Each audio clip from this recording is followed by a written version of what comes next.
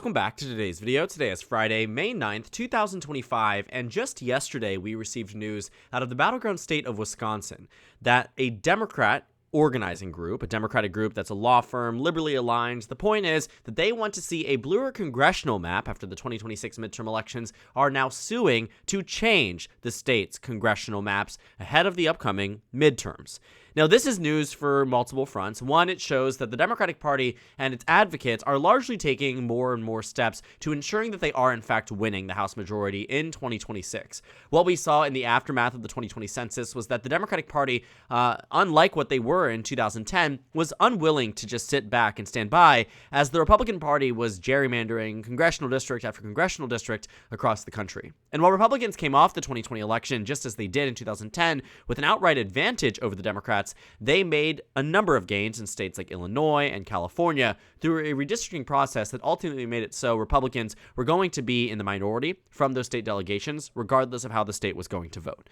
And while I do think that there are broader implications and broader conversations that can and should be had about gerrymandering and how it does, in fact, by plain definition, disenfranchise voters across the country, both parties seem to be going toe-to-toe when it comes down to gerrymandering and congressional redistricting in states that do have overt gerrymanders in one way or the other. And it's very, unsimilar or dissimilar from where we were 10 years ago, when Democrats pretty much just stood by and said, you know what, Republicans can take it from here, which led to Republicans controlling the House of Representatives for 8 years in the past decade. And so looking at this decision, the second part of this too, is what we are seeing in terms of implications from the most recent Supreme Court election in the state of Wisconsin. Now, if you remember anything about the race that we covered way back when, I think back in April of 2023, we talked about Janet Protasewicz. Now, you might remember her name because she was one of the early indicators that in off-cycle elections, especially post-Dobbs, Democrats were turning out, even when it came down to statewide elections. It wasn't just special elections. It wasn't just midterm elections.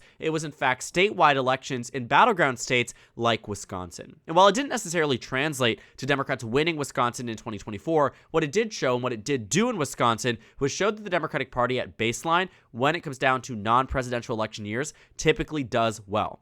Janet Protasewicz winning by roughly 11 points in this Wisconsin Supreme Court race changed the partisan composition of the Wisconsin State Supreme Court from majority conservative and Republican aligned to now majority liberal and Democratic aligned. Another race you might remember us covering is the most recent one in Wisconsin as well. We also covered another state Supreme Court race in which the Democrats were able to win this race. Now, this was one that was expected to be for the Democratic Party just because it was after Trump's election, and Wisconsin, although it had voted for Trump, had only done so by roughly less than a point. Susan Crawford, though, winning by 10 points, also showed that in the off-cycle elections, even in this Trump era where Democrats largely felt demoralized, that they would turn out to vote. But the reason why this election was so important was because it was a Democratic incumbent seat, which meant if Republicans had won it, the court majority would go back from being majority Democrat to majority Republican. And simply, that could not happen for the Democratic Party. Elon Musk got involved on behalf of the GOP, spent millions upon millions of dollars, tried to bankroll Brad Schimmel into the Supreme Court. It did not work. Now looking to what the aftermath of this is. I talked about how Democrats largely have been up in arms about Wisconsin, but they've actually tried to de-gerrymander Wisconsin in the first place.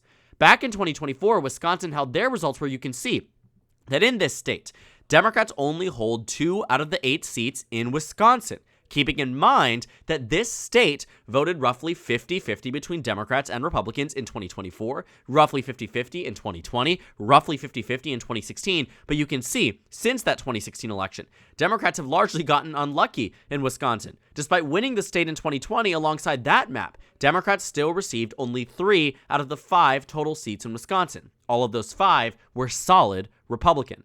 And so looking to 2022, Democrats ahead of these midterm elections were hoping that a map that they knew was going to be drawn in by the Republican legislature was going to be one that would be an uphill battle to overcome. And they knew that because Wisconsin's state Supreme Court was lopsided in favor of the GOP.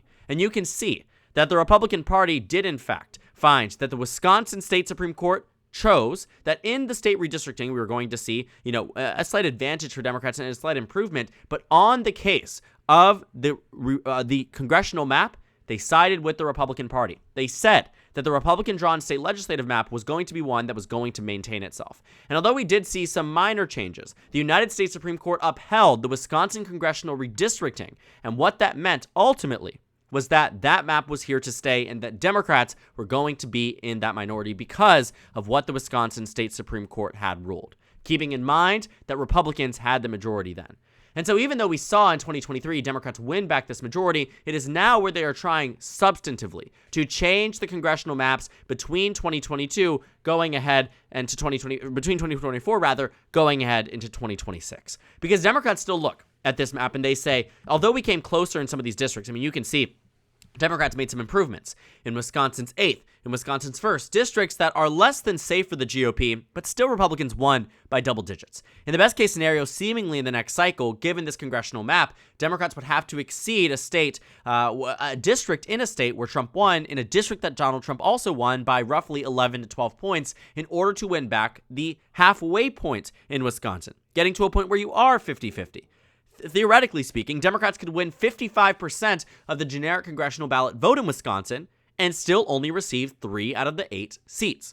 That's how much of an uphill battle Democrats are facing in this state. The only real target here for Democrats is Wisconsin's 3rd district, which they've been remarkably unlucky in, but they will likely do well if the Wisconsin State Supreme Court, with a newly elected Democratic judge that is more inclined, seemingly, to side with those who are trying to overturn the congressional map here and say it's ultimately a gerrymander and it must be redrawn.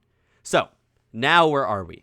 Well, chances are that based off what we've seen from those who have advocated to be on the court, those who have ran to be on the court, that this slate of Democratic justices seem to be more inclined now to overturn the congressional maps, especially in the day and age of a second Trump presidency. Looking at the 2026 midterm elections, there is a lot of wild expectation about what we might see on the national scale.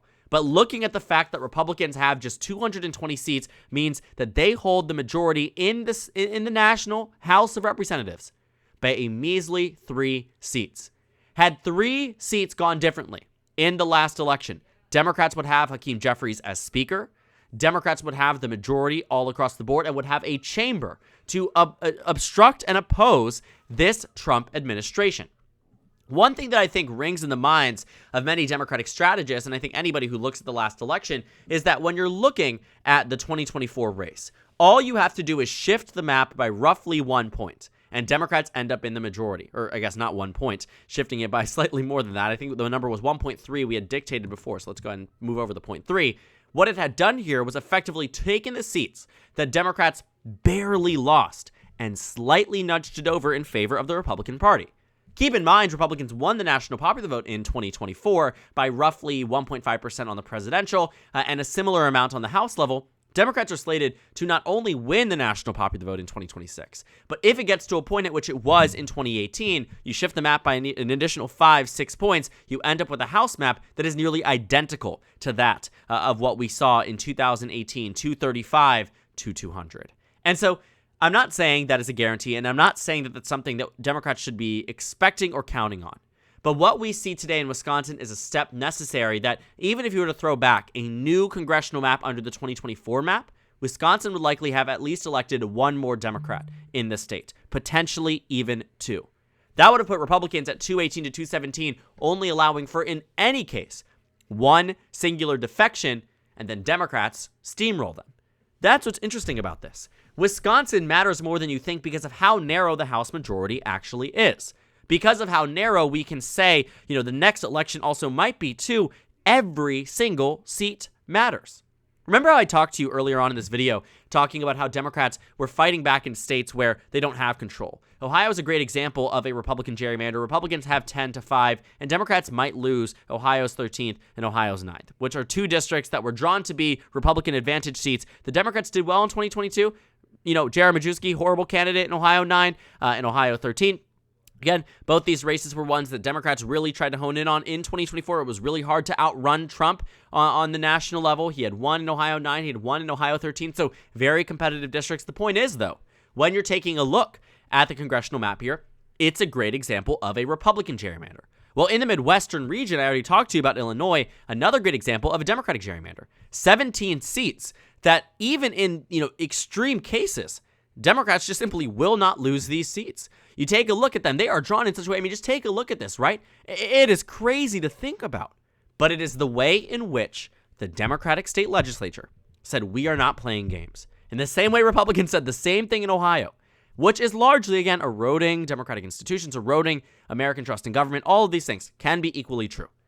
But now we are seeing Democrats and Republicans go toe-to-toe in a way that we really only saw Republicans stepping up to the table and saying, I'm going to do what I think is best for my party. And putting aside how you feel about the morality and the sensibility of it all, it is the way that American politics has navigated itself over the past 30 years. It has only gotten worse. And in Wisconsin, it was an example, and a good one, of a Republican gerrymander, which means that if the Wisconsin State Supreme Court decides to change the map similarly to how they decided, with a Republican advantage and with eventually a Democratic advantage in this state, that the state legislative maps would be at all indicative of what we might see on the congressional map level. In fact, I do think that map would be fairer. Because what I think could show you as a good example in Wisconsin is the state assembly elections in 2022 versus 2024. In 2022, the state assembly maps here, overwhelmingly Republican. An even more egregious example, I'd argue, is in 2018, when Democrats won the state legislative statewide popular vote with 53% of the vote, a 7-point advantage, 8-point advantage, and lost only 36 out of the 99 seats. 36 out of the 99 seats. Baffling, if you ask me. Fast forward to 2022, sure, Republicans take a 7 percentage popular vote advantage, but given that you have 99 seats, they're roughly 1-for-1, Republicans still had 64 seats. So then the map had to be redrawn. And although it was forcibly redrawn by a Democratic majority, it did not lopside in favor of Democrats in a way that was substantive. In fact, it only made the races fairer, and it still has, because the geography on here for Democrats is quite difficult, a Republican lean. So when I take a look at decisions like this is a first step in one that I do think eventually will be successful for Democrats in this state to win additional congressional seats and contribute to what will be an eventual Democratic majority in 2026. Wisconsin has seen this before, but under different pretenses, under a different president, and under a different Supreme Court. Wisconsin might have been close and in favor of Trump in the last election, but that does not excuse 6 out of the 8 total seats in the state, 75% of congressional representation, accounting for a political party that won 49.7% of the state. And I know that Wisconsin is tricky for Democrats, but this map might make it a little bit less tricky, a little bit more in favor, and possible the Democrats do well in the next cycle. So closely watch Wisconsin, and also internalize why state Supreme Court races and why every single election for Democrats and Republicans matters in many cases to the greatest degree. Because this race that I think a lot of voters largely laugh off as being inconsequential in their everyday lives, inconsequential on the national level, it is contained to the state until it's not. The same way that governors often dictate what the statewide response might be to a federal government's intervention in a state or national policy. We see it with state attorney generals that are having even more advanced roles today than ever before. Secretary of State roles that back before the 2020 election were largely scoffed at as inconsequential, as not mattering, as not integral in the way society goes. You're responsible for the DMV in some states. You're responsible for elections in others. Now they matter a lot. Every single thing matters. And I think this election really shows it. Because Democrats wouldn't be making these moves unless they thought there was an appetite for it. Unless they thought there was an appetite in this moment, given present-day circumstances, to change the congressional maps, to de-gerrymander them from being in favor of the Republican Party. And should that hold true, could be, pending margin, the reason that Democrats win back the House in 2026. Now, Democrats would like the majority to obviously be not contingent on a state Supreme Court ruling in the state of Wisconsin. But as we've seen, the past 3 congressional cycles have been a lot closer than the majority parties would have wanted. Go ahead and ask Kevin McCarthy exactly what it looks like when you have such a slim majority. But look, in 2018 was the last time any political party had over 230 seats.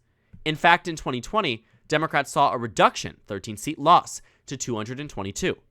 Similar to that of 2016's election, going from 306 to 232, to the next election being 306 to 232. just different political parties winning. In 2022, something similar happened, where Republicans went from 213 to 222, and Democrats went from 222 to 213. But then in 2024, it got even closer. This is the closest House majority we have seen of the 21st century. 220 seats for the GOP, 215 seats for the Democratic Party. The point is that for the past 6 years, or what will be 6 years in November of 2026 of Congress, are maps and an overall composition that is remarkably close. And I think it would be wrong to assume that something similar might not be able to happen. Even though I don't personally think Democrats will be in a majority that will be as slim as the Republicans is today, I also thought the same thing back in 2020.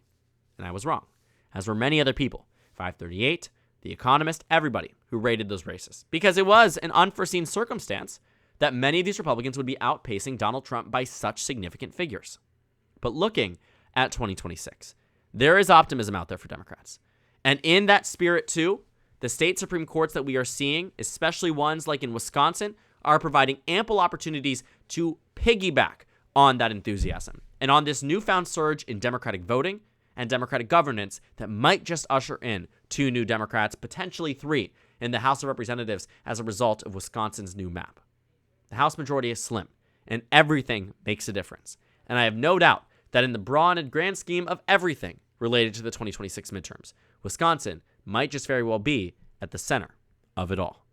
So thank you guys so much for watching this video. Make sure to comment down suggestions below. Subscribe on the left if you haven't already, and check out the Instagram and Twitter. At the bottom left of the screen, there's also a Discord server for you to go ahead and join. On the screen, there's a video for you to watch, and then a playlist for my 2026 House election analysis videos. Again, thank you guys so much for watching, and I will see you all later today.